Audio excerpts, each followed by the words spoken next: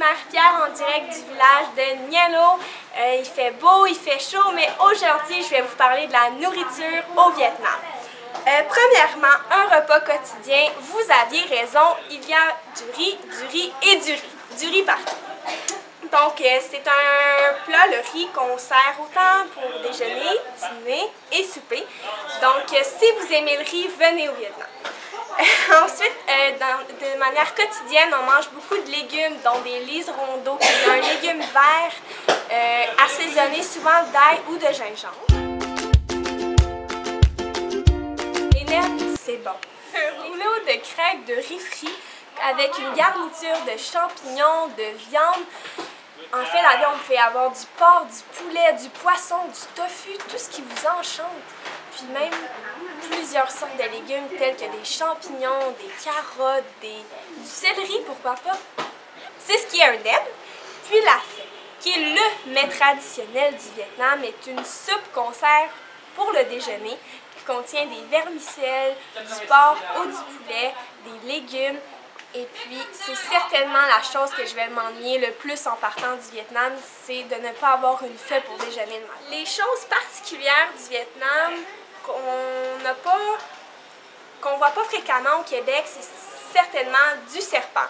Parce que oui, on a mangé tous les membres du serpent, autant le cœur que la colonne vertébrale, que la peau de serpent. Puis je peux vous dire que, surprenamment, c'est délicieux avec une petite sauce épicée. Sinon, au Vietnam, on retrouve du chien et du chat. J'ai pas encore eu l'occasion d'y goûter et je ne sais pas si je vais y goûter. Donc, c'est une surprise à venir. Qu'est-ce que je peux... Ah oui! Au Vietnam, il y a plusieurs breuvages typiques, dont l'alcool de riz et l'alcool de maïs. Pour vous donner une idée, ça goûte un peu la tequila, mais en beaucoup moins fort et en moins... tu sais, comme moins... moins fort pour l'œsophage et la gorge. Sinon, au niveau du dessert, si vous êtes comme moi, vous avez la dent sucrée, je vous dirais que le Vietnam, il n'y a pas ben de dessert ben sucré. On y retrouve par exemple des boules de sésame frit avec du riz à l'intérieur.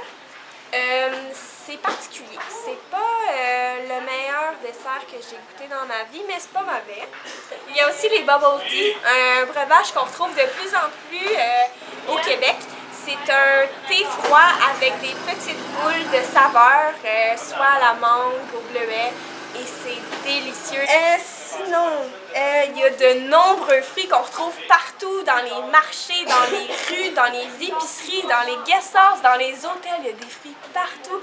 Puis je vous dirais qu'ils sont tellement frais, tellement mûrs, tellement délicieux. On retrouve particulièrement la papaye, on retrouve du melon d'eau, on retrouve des mangues, on retrouve de tout, des ananas même, c'est délicieux. Au Vietnam, de nombreuses choses sont à essayer, dont les fameux Oreos à la crème glacée au bleuet. C'est rafraîchissant comme la pâte à dents.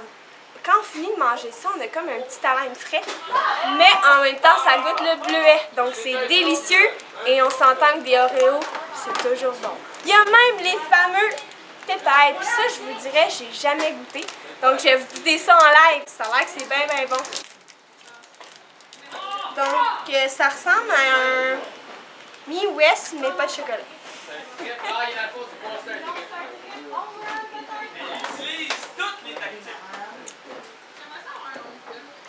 C'est quand même bon. Ça goûte quoi? Ça goûte la vanille. En même temps, c'est comme un mélange de gâteau des anges avec de la vanille puis un petit arrière-goût de café, mais c'est peut-être juste mental. Il semblerait que ce soit au chocolat blanc, mais entre vous et moi, le chocolat, il goûte pas bien. Les nems végétariens que j'ai fait avec ma jumelle, c'était les nems. Ils sont vraiment bons. Moi, c'est les beignets de crevettes. Petit morceau de bœuf là, partout, avec des petits légumes.